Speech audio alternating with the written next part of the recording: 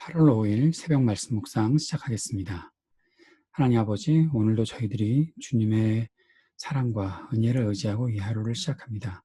주님 바라보는 믿음, 또 주님의 말씀 따르고자 하는 다짐이 우리 가운데 새로워질 수 있도록 이 시간 역사하여 주옵소서. 예수님 이름으로 기도합니다. 아멘.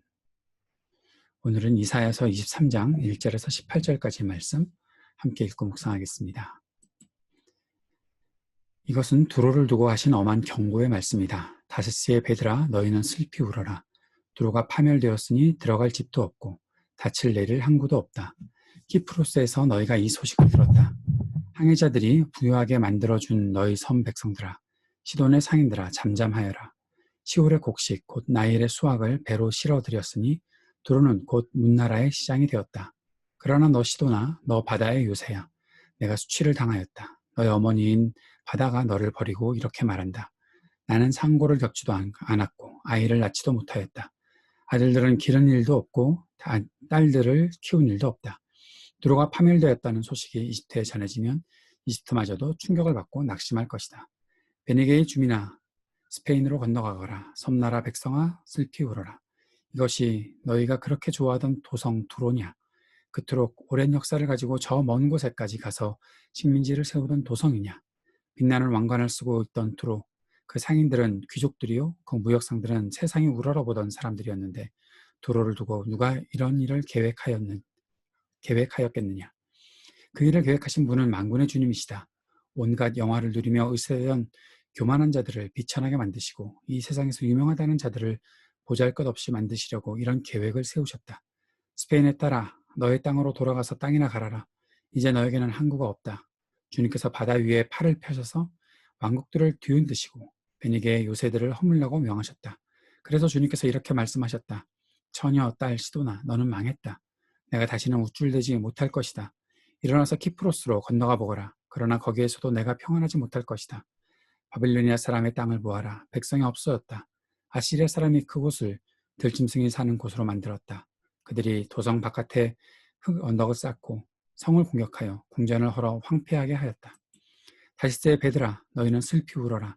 너희의 요새가 파괴되었다. 그날이 오면 한 왕의 수명과 같은 70년 동안 두로가 잊혀지겠으나 70년 지난 뒤에는 두로가 창녀의 노래에 나오는 주인공처럼 될 것이다. 망각 속에서 사라졌던 너 가련한 창녀야. 수금을 들고 성읍을 두루다니며 감미롭게 수금을 타고 노래나 실컷 불러라. 남자들마다 내 노랫소리를 듣고 다시 너를 기억하여 모여들게 하여라. 70년이 지나가면 주님께서 두로를 돌보아 주셔서 옛날처럼 다시 해상무역을 하게 하실 것이다. 그때 두로는 다시 제 몸을 팔아서 땅 위에 있는 세상의 모든 나라의 돈을 끌어들일 것이다. 그러나 두로가 장사를 해서 벌어들인 소득은 주님의 몫이 될 것이다.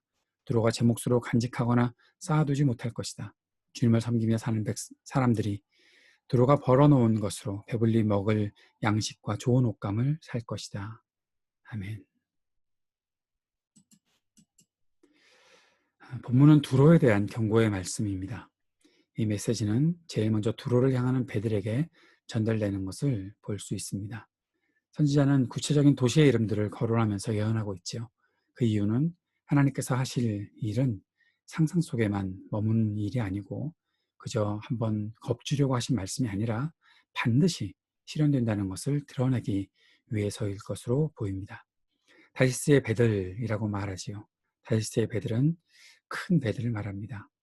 다시스는 지금으로 말하면 스페인의 한 도시였을 것으로 추정되고 있습니다. 바다에서는 도로의 배들과 견줄 배들이 없었다. 도로라는 곳은 5번이나 외부로부터 큰 공격을 받았다는 역사가 있습니다. 그러나 알렉산더 대왕만이 도로 정복을 성공적으로 마칠 수 있었을 만큼 아주 강한 도시가 바로 두로였다는 것이죠. 그러나 하나님은 이 강한 도시였던 두로의 멸망을 예언하셨고 그 심판의 예언은 결국 성취되는 것을 보게 됩니다. 두로의 멸망은 당시 세계에 큰 영향을 줄 수밖에 없었습니다.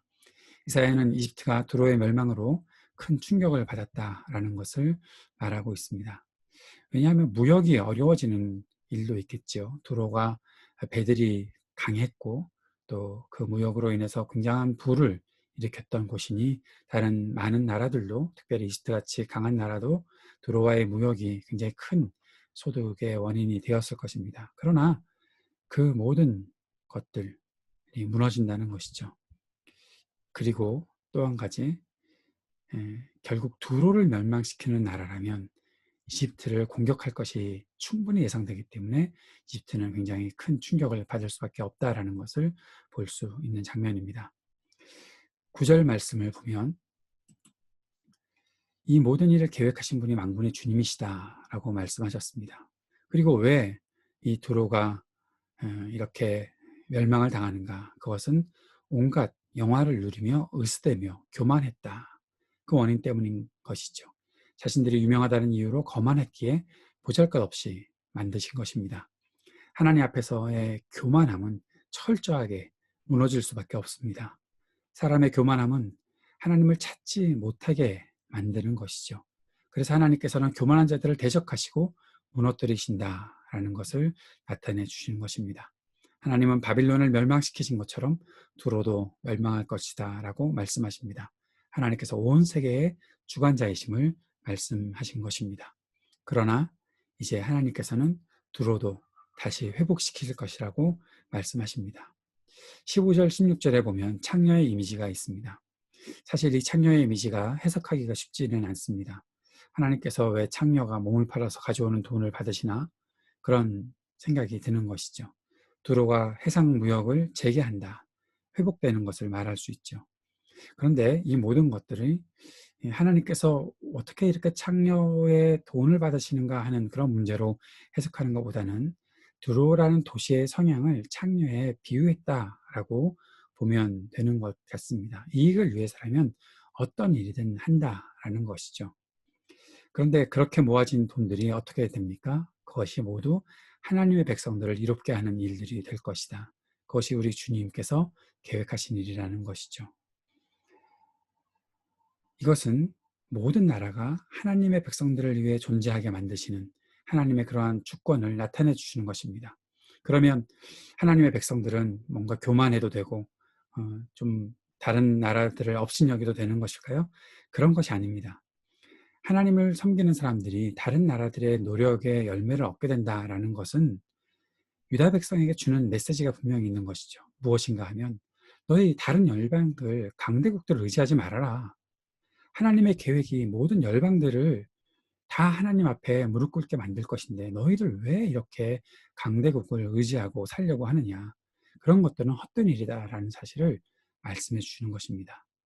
강대국들을 멸망시키시는 것도 하나님이시고 회복시키는 것도 하나님이시고 그들의 회복이 또한 부함을 가져오게 되어서 그 모든 이익들이 하나님의 백성들이 얻게 되는 것, 이 모든 것이 하나님께서 하시는 일이다라는 사실을 말씀해 주는 것이죠.